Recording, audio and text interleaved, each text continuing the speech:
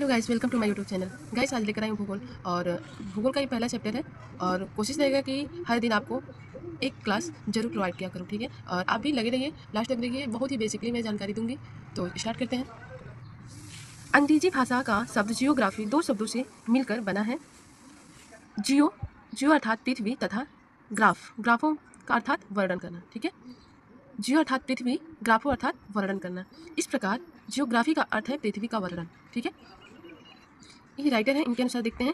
Strabo के अनुसार भूगोल एक ऐसा विषय है जिसका लक्ष्य लोगों को विश्व आकाशीय पिंडों, स्थल, महासागर, वनस्पतियों, जीव जंतुओं, फलों तथा भूधरातल के क्षेत्रों में देखी जाने वाली प्रत्येक अन्य वस्तु का ज्ञान प्राप्त कराता है। अगला देखते हैं। इधर ये वैज्ञानिक है, इनसे संबंधित वाक्य हैं। तो हिकेटियस क्या बोले थे? हिकेटियस कौन थे? तो भूगोल का जनक। इरेटोस्थनीज क्या थे? तो व्यवस्थित भूगोल का जनक। जियोग्राफिका शब्द का प्रथम प्रस्तावक, ठीक है। अगला है पोलिडोनियस।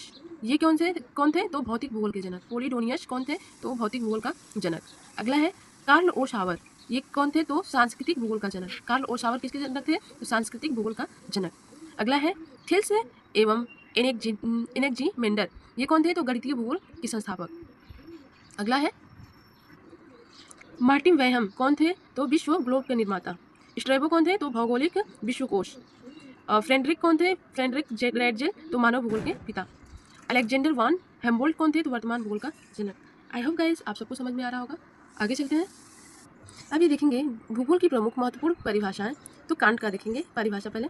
भूगोल भूतल का क्षेत्र विवेचनात्मक अध्ययन करने वाला विषय है। अगला है रीटर के अनुसार भूगोल विज्ञान की वह शाखा है जो भूमंडल के विभिन्न लक्षणों, घटनाओं तथा उनके संबंधों का अध्ययन करती है। अगला है रीटर ने भूगोल में प्रादेशिक उपागम पर बल दिया है। अगला है हम्बोल्ट के अनुसार भूगोल प्राकृतिक अध्ययन से संबंधित विज्ञान है तथा इसका उद्देश्य विभिन्न प्राकृतिक तत्वों के अंतर संबंधों का अध्ययन करता है। अगला है हम्बोल्ट ने भूगोल को एक विवेचनात्मक विज्ञान माना है। हम्बोल्ट ने भूगोल को विवेचनात्मक विज्ञान माना है। अगला देखते हैं। रेडजेल के अनुसार भूगोल मानव तथा उसके पर्यावरण के बीच सहसंबंधों का अध्ययन का विषय है, ठीक है। अगला है रेडजेल ने भूगोल में मानव केंद्रीय विचारधारा पर बल दिया। नेक्स्ट है हार्टसन के अनुसार भूगोल क्षेत्रीय विभिन्नता का अध्ययन तथा उनका विश्लेषण करता है। अगला है रेडजेल ने भूगोल में मानव केंद्रीय विचारधारा पर बल दिया है। हर्सन भूगोल क्षेत्रीय विभिन्नता का अध्ययन तथा उनका विश्लेषण करता है। ये दो वर्ग इसको बता दी हूँ। अगला देखेंगे क्लैडियस टालमी के अनुसार देखते हैं। भूगोल पृथ्वी की झलक को स्वर्ग में देखने वाला आभामय विज्ञान है। क्या बोले हैं क्लैडियस ने? तो भूगोल पृथ्वी की झलक को स्वर्ग में देखने वाला आभामय विज्ञान है। ये अगला देखेंगे भूगोल की दो मुख्य शाखाएं कौन कौन से है? तो पहले भौतिक भूगोल एवं मानव भूगोल, ठीक है। सबसे पहले हम लोग देखेंगे भौतिक भूगोल। भौतिक भूगोल क्या है? तो भौतिक भूगोल के अंतर्गत मनुष्य से संबंधित भौतिक वस्तुओं जैसे समुद्र, पृथ्वी, वायुमंडल आदि के तत्वों एवं इनमें परिवर्तन लाने वाले कारकों का अध्ययन किया जाता है। अगला देखते हैं मानव भूगोल संबंधित जानेंगे। मानव भूगोल के अंतर्गत मनुष्य के जन्म से लेकर वर्तमान समय तक उसके विकास क्रियाकलापों, परिवर्तनों एवं स्थानांतरों का अध्ययन किया जाता है। अब देखेंगे विश्व की प्रमुख भौगोलिक खोजें। पश्चिमी द्वीप समूह 1492 ईस्वी एवं दक्षिण अमेरिका 1498 ईस्वी में। तो इसको देखेंगे किसने? तो इधर हम देखते हैं सबसे पहले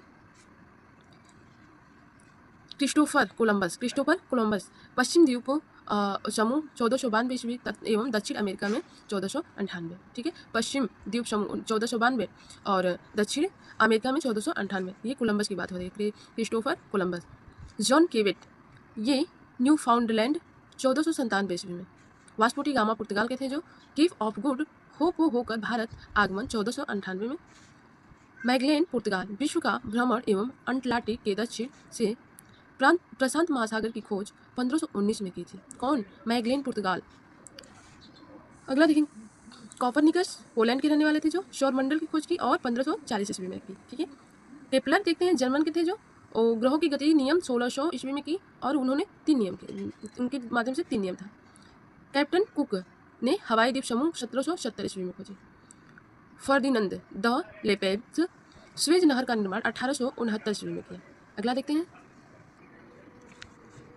फ्रीडरिच जॉफ नानसेन ग्रीनलैंड एवं उत्तरी ध्रुव का पहाड़ी भाग 1888 ईस्वी में। रॉबर्ट पियरी जो कि अमेरिका के रहने वाले थे, ये उत्तरी ध्रुव की खोज की 1909 में। आर एमडरसन नॉर्वे दक्षिणी ध्रुव पर पहुंचने वाला प्रथम व्यक्ति 1911 ईस्वी में।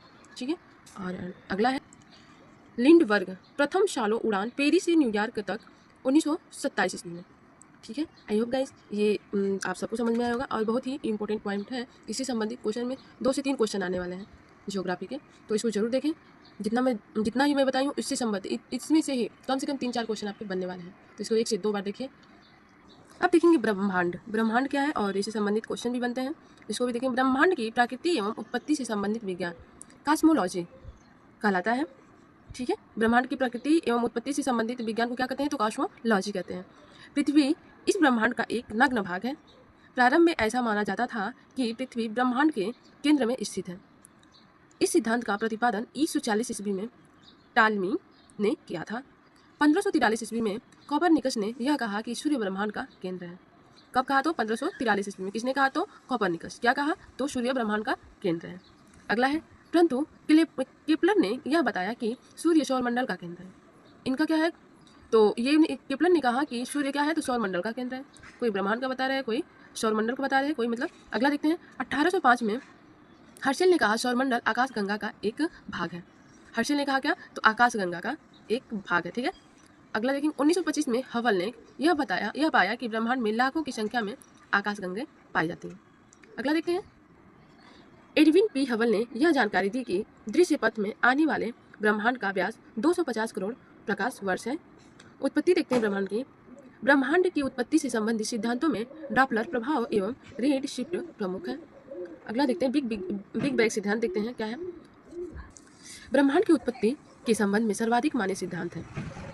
इसका प्रतिपादन बेल्जियम के खगोलज्ञ एवं जॉर्ज लेमेंटियर ने 1907 से 70 ईस्वी में किया था। अब देखेंगे महाविस्फोटक सिद्धांत।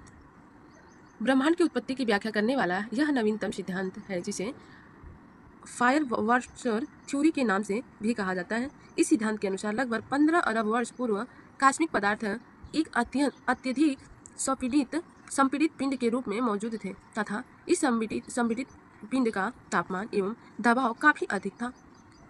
इस संपीड़ित पिंड में तीव्र विस्फोट हुआ एवं इसके टुकड़े आकाशीय पिंड में परिवर्तित हो गए एवं ये विखंडित टुकड़ों अभी भी हजारों किलोमीटर प्रति सेकंड की गति से गतिशील है। जैसे कि सभी विस्फोटों में होता है, सर्वाधिक दूर के टुकड़े सर्वाधिक तीव्र गति से गतिशील है। आई होप गाइस इतना पॉइंट आपको समझ में आया होगा, और ये बहुत ही इंपॉर्टेंट है जो कि हर एग्जाम में ही आएंगे, और कहीं ना कहीं से हर एग्जाम में कोई ना कोई क्वेश्चन जरूर पूछेगा, तो इसको जरूर बने रहें और पूरा देखें, और आप शेयर भी करें, लाइक एंड सब्सक्राइब करें, ताकि मुझे भी मोटिवेशन मिलती रहे। तो गाइस आज के लिए बस इतना ही, धन्यवाद।